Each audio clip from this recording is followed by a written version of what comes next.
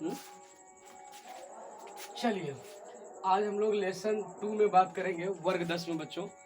और पिछले वीडियो में हम लोगों ने ज्योग्राफी में लेसन 1 की बात किया था। आज हम लेसन 2 में बात कर रहे हैं, भूमि एवं मृदा संसाधन। चैप्टर आपका है लेसन 2, वर्ग 10, भूमि एवं मृदा संसाधन, और ज्योग्राफी में हम बात कर रहे हैं।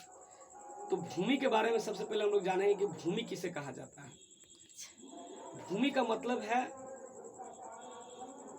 पृथ्वी का जो भाग है, स्थल भाग, जिसपे सभी पेड़ पौधे, कल कारखाने, सड़क, ये सभी लगाए गए हैं। वो संरचनाएं, भौतिक संरचनाएं जो हम देख रहे हैं, वो सभी भूमि पर है। भूमि का जो निर्माण हुआ है वो विभिन्न प्रकार के चट्टानों, खनिज, लवण एवं कणों आदि से मिलकर के हुआ है। अर्थात हम कह सकते हैं कि इस दुनिया में 3/4 जो भाग है वो सागर का है, समुद्र का है, लेकिन 1/4 भाग जो है वो ठोस संरचना है। वही हम भूमि उसको संज्ञा दे सकते हैं, जिसमें सभी चीज़ है, पेड़ पौधा, पर्वत, उसी पर एक भाग ही 4 भाग से में से एक ही भाग पर पूरी संरचनाएं निर्भर करती हैं या बनी हुई हैं। हमने इसका डेफिनेशन भी लिखा है कि यह एक महत्वपूर्ण और आधारभूत संसाधन है जिसका निर्माण चट्टानों के टूटने फूटने, उनके घिसने तथा पेड़ पौधों के सड़ने गलने आदि से होती है। मतलब कि इसका निर्माण चट्टानों के टूटने फूटने से हुआ है, या पेड़ पौधे के सड़ने गलने से, जैसे कि ह्यूमस बना, उससे मिट्टी का निर्माण होता है, भूमि का निर्माण होता है। भूमि के ऊपरी शीर्ष ही मृदा कहलाती है। इसमें एक और बात आ गई कि मृदा किसे कहते हैं।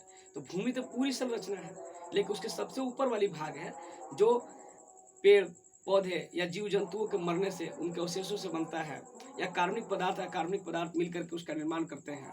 तो वो जो भाग है मृदा कहलाता है। मतलब कह सकते हैं कि भूप्रपट्टी के सबसे ऊपर वाली भाग को हम मृदा कह सकते हैं। और मृदा के अध्ययन जिस शास्त्र में हम करते हैं उसको पेडोलॉजी कहा जाता है। अभी हम नेक्स्ट टॉपिक में समझने वाले हैं कि भूमि का महत्व क्या है, इंपोर्टेंस क्या है भूमि का। तो ये बहुत बड़ी टॉपिक नहीं है, मतलब समझने की चीज़ है कि भूमि का महत्व है क्या भाई। भूमि अगर ना होता तो क्या होता, सोचिए। अगर भूमि ना होता तो पेड़ पौधे, नदियाँ, तालाब, जो भी आपको संरचनाएं हैं वो कहाँ होता, सड़कें कहाँ बिछती, कल कारखाने कहाँ लगाया जाता। अर्थात भूमि है तभी तो है। भूमि से हमें खनिज की प्राप्ति होती है, उससे हमें जीवाश्म जो ईंधन है उसकी प्राप्ति होती है, और उसी से पूरा कल कारखाना, उद्योग, पूरी दुनिया की सब चीज़ें, अर्थव्यवस्था जो है वो कायम है। तो भूमि तो है, भूमि से ही तो हमें सब चीज़ मिल रही है। भूमि में ही तो पेड़ पौधे लगाए जाते हैं, फसल लगाए जाते हैं, जिससे सभी जीव जंतुओं का जीवन चलता है। तो इसलिए हम कह सकते हैं कि भूमि का बहुत महत्व है ना। पेड़ पौधों, फसलों के उत्पादन, इससे इसके ऊपर सभी संरचनाएं, कल कारखाना, घर आदि बनाए जाते हैं। संपूर्ण खनिज की प्राप्ति इसी से होती है। और भी हम इससे जोड़ करके लिख सकते हैं। अब हम एक बात और समझने जा रहे हैं नेक्स्ट टॉपिक में कि विश्व में कुल कृषि योग्य भूमि, मतलब पूरी भूमि तो है लेकिन सभी भूमि पर तो खेती नहीं हो रहा है। कहीं पर्वत है तो कहीं नदी है तो कहीं कुछ है, सब पर तो खेती नहीं होगा।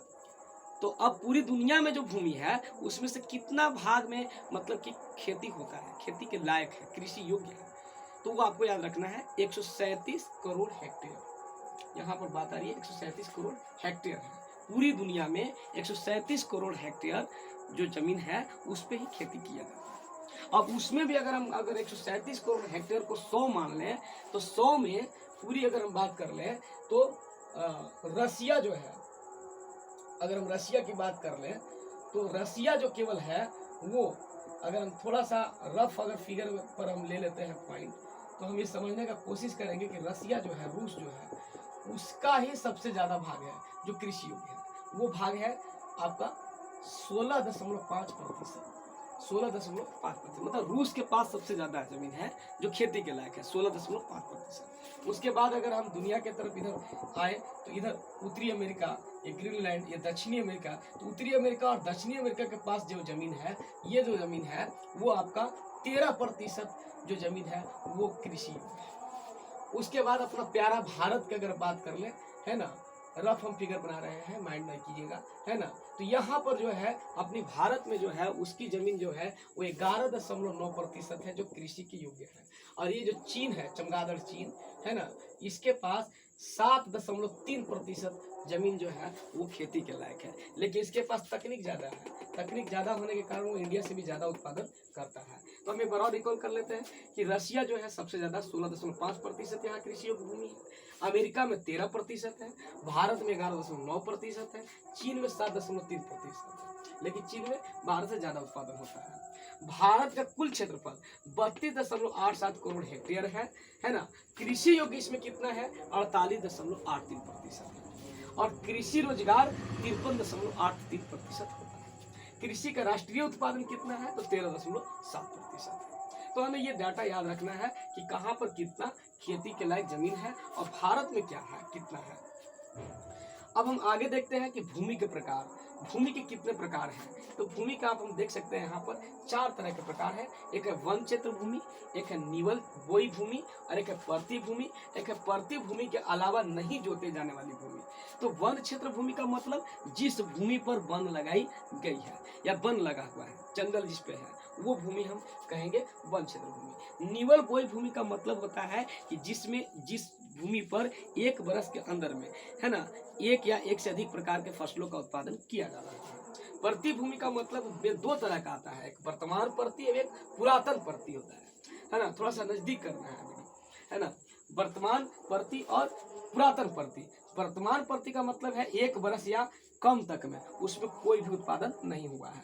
पुरातन परती का मतलब 1 वर्ष से ज्यादा लेकिन 5 वर्ष से कम तक उसको परती रखा गया है, मतलब उसमें उत्पादन नहीं हुई है।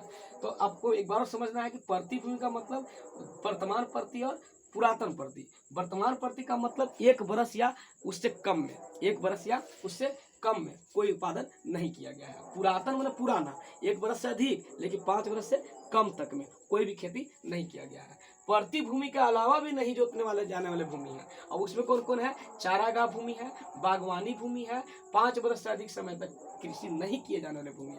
चारागाह आप समझ ही रहे हैं, जिसमें केवल पशुओं के लिए है, पेड़ पौधे बस केवल घास है।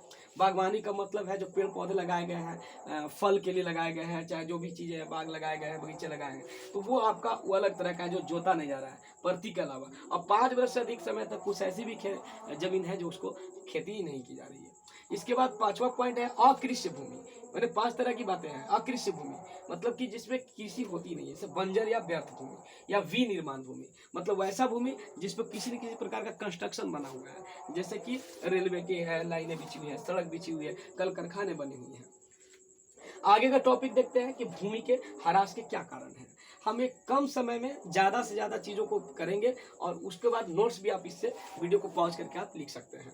भूमि के ह्रास के कारण क्या है। भूमि के ह्रास का मतलब क्या होता है कि खेती के लायक उसको नहीं रहना, मतलब उसमें कुछ गुणवत्ता में धीरे धीरे कमी आ जाना, अब वो खेती के लायक नहीं होगा। तो उसका क्या कारण है, तो जनसंख्या में वृद्धि। जनसंख्या तेजी से इतनी बढ़ रही है कि जाहिर सी बात है कि वो भूमि पर प्रभाव पड़ेगा ही, क्योंकि जनसंख्या ज़्यादा है तो लोग क्या कर रहे हैं, कल कारखाने बैठा रहे हैं, उनके लिए ज़्यादा संसाधनों की जरूरत पड़ रहा है, घर बनाना है, पेड़ पहाड़ जो चीज़ें हैं वो संरचनाएं बनाने के लिए वो इस्तेमाल कर रहे हैं, तो वो भूमि खेती के लिए कहाँ से रहेगा। कल कारखानों की स्थापना, नगरीकरण, ये सब जनसंख्या के चलते ही है। अधिक सिंचाई के कारण भी क्या होता है कि जमीन दलदल हो जाता है नीचे तक, जैसे कि चीन में और अपने यहाँ पंजाब में, ये सब हरियाणा में ऐसा है कि वो जमीन नीचे तक मतलब कि दलदल हो गया है, जिसके कारण उसकी गुणवत्ता में कमी आ गई है। जल जमाव उसी में आ जाता है, जल जब जमाव है तो वो भूमि पर खेती नहीं हो सकता, उसकी गुणवत्ता कम हो गई है। इसके अलावा एक और है कि भूमि निम्नीकरण मतलब क्या होता है, तो वही बात है कि भूमि की गुणवत्ता में कमी हो जाना ही भूमि निम्नीकरण के नाम से जाना जाता है। अभी हम समझेंगे कि भूमि ह्रास के रोकने के क्या कारण है, तो हम इसको देख लेते हैं एक बार। भूमि में ह्रास रोकने के क्या कारण है, तो भूमि ह्रास को रोकने के उपाय मतलब रोकने के कारण हम समझ सकते हैं कि कैसे रोका जाएगा। तो कल कारखाने उपजाऊ भूमि पर नहीं लगाया जाए। अगर कल कारखाने उपजाऊ भूमि पर नहीं लगाएंगे तो जाहिर सी बात है कि वो भूमि का जो है ना वो गुणवत्ता बना रहेगा। जल जमाव को हटाना होगा, जनसंख्या वृद्धि को नियंत्रण करना होगा। जो चीज़ें वो हो रही थी इसके ह्रास में, उस चीज़ों को फैक्टर को हम हटा देंगे वहाँ से, तो जाहिर सी बात है कि वो रुक जाएगा। पहाड़ी क्षेत्रों में समोच्च खेती, समोच्च का मतलब होता है सीढ़ी नुमा करके खेती का बनाना लगाना, जैसे कि पूरे ढाल है जमीन तो उसको में सीढ़ी जैसा ऐसा बना बना करके लोग खेती करते हैं, जिससे कि मिट्टी को बहता नहीं है, पानी सब जगह बराबर लगता है, फसल उत्पादन हो सकता है। रिक्त स्थानों बताता है कि झाड़ियों को लगाकर भी रेगिस्तान को जो बढ़ रहा है तो वहाँ झाड़ी लगा दिया जाएगा, तो उससे भी वहाँ पर मिट्टी की जो है ना गुणवत्ता बनी रहेगी। रिक्त स्थानों पर वृक्षारोपण करके, क्योंकि जंगलों में जो है वो अगर ऊपर बहुत सा मतलब हम कह सकते हैं कि जहाँ जहाँ क्षेत्र है, जैसे पहाड़ी इलाका है तो वहाँ पर रिक्त स्थान अगर जगह है तो वहाँ पर आप जंगल लगा दें या पेड़ पौधा लगा दें तो वो चीज़ें हो जाएंगी, मतलब उससे क्या होगा कि भूमि की गुणवत्ता बढ़ जाएगी। खनन के बाद समतलीकरण, मतलब कि कोयला ये सब चीज़ें का खनन हो रहा है तो बहुत गड्ढा तक जमीन खोद देते हैं लोग, उसके बाद जब वहाँ खनन काम खत्म हो गया तो उसको दोबारा अगर भर दिया जाएगा तो उस पर खेती फिर से हो सकता है, इसलिए वो चीज़ भी होना चाहिए। पशु चारण कम किया जाए, क्योंकि पशु जब चर जाएंगे तो घास जो है वहाँ से हट जाएगा, उसकी परत जब हट जाएगी तो मिट्टी बहते बहते क्या हो जाएगा, वो अनुपजाऊ हो जाएगा। तो वही बात है, अपशिष्ट पदार्थों को भूमि में न फेंक कर करके, अगर आप जितने कल करकट या आप कोई मेटल का पदार्थ जो मतलब कह सकते हैं जैव न्यूनीकरणीय पदार्थ है उसको आप जमीन में फेंक देते हैं, प्लास्टिक फेंक देते हैं, नॉन बायोडिग्रेडेबल जिसको कह सकते हैं, तो उससे क्या होता है कि भूमि की गुणवत्ता में कमी आ जाती है।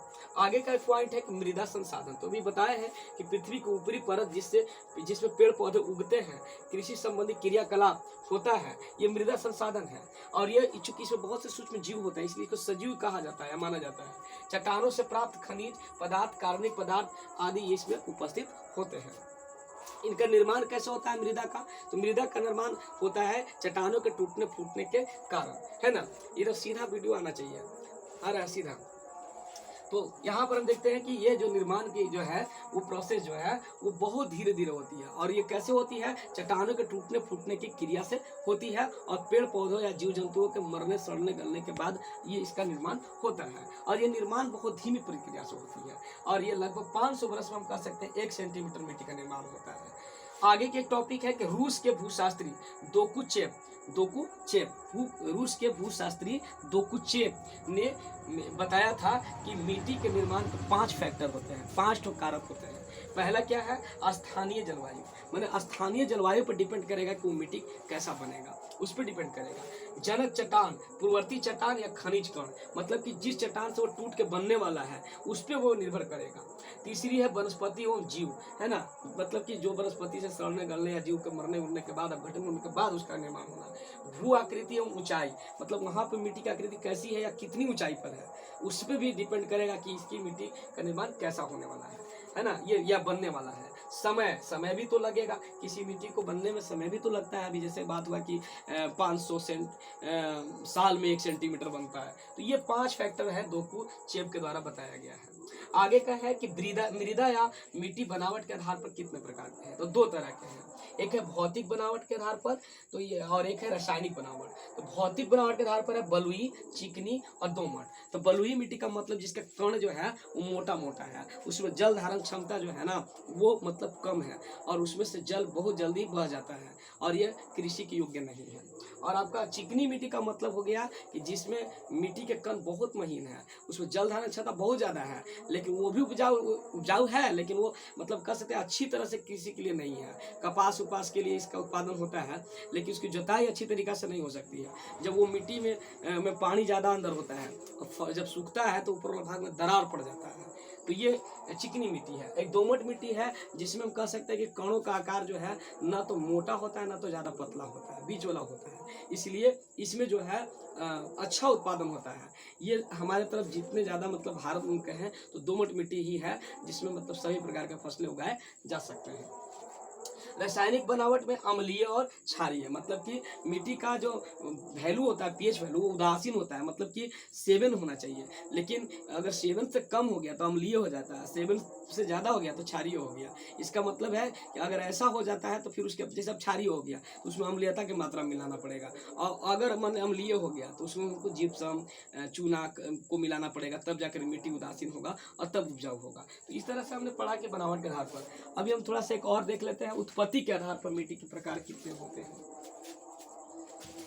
तो उत्पत्ति के आधार पर मिट्टी के प्रकार है ना, उत्पत्ति के आधार पर हम देखते हैं स्थानबद्ध या अवशिष्ट मिट्टी है ना, जो मूल चट्टानों से टूटने से बनते हैं। फिर है वाहित मिट्टी या स्थानांतरित मिट्टी, जो नदी के बहने के बाद, नदी से जो बह करके आता है मिट्टी बनता है, उसी को जलोढ़ मिट्टी कहते हैं। और हवा से बह के आता है वो लोएस मिट्टी है, और हिमनद से बह के आता है उसको हिमानी मिट्टी कहते हैं। रंग के आधार पर भी होता है लाल मिट्टी, जहाँ वर्षा 100 सेंटीमीटर से कम होता है वो हो गया लाल मिट्टी। और काली मिट्टी जिसमें नाइट्रोजन नहीं होता है, पोटेशियम नहीं होता है जी, महाराष्ट्र, गुजरात, तेलंगाना, एमपी, आंध्र प्रदेश, तमिलनाडु, ये सब में कैल्शियम, मैग्नीशियम और कैल्शियम कार्बोनेट और एल्यूमिनियम इसमें पाया जाता है। और लाल मिट्टी जो है दक्कन पठार में पूर्वी क्षेत्र में पाया जाता है।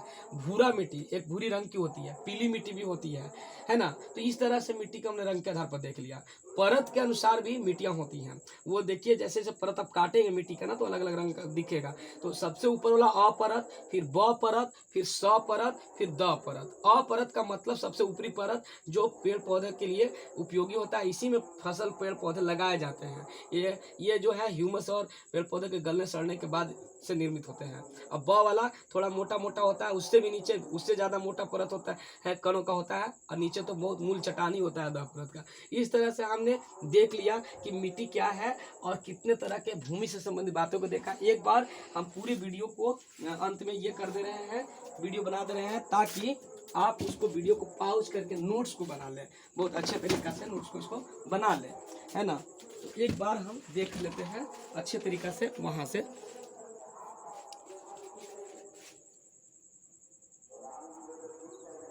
धीरे धीरे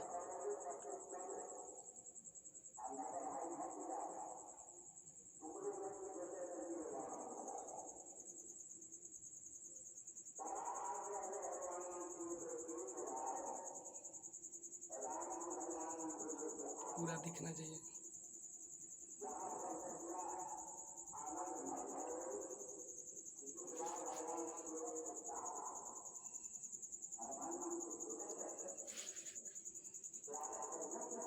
चलिए आप अंत में वीडियो को रोक करके आप इसको नोट्स को लिख सकते हैं, ये बहुत ही उपयोगी होगा आपके लिए। और हम चाहेंगे कि अगर अच्छा लगता है तो हमारे प्रोत्साहन के लिए आप चैनल को सब्सक्राइब भी करें, है ना, और लोगों को बताएं, ताकि हम फिर से अच्छे तरीक़ा से और वीडियो बना सकें, मेरी प्रोत्साहन थोड़ा बढ़ सके।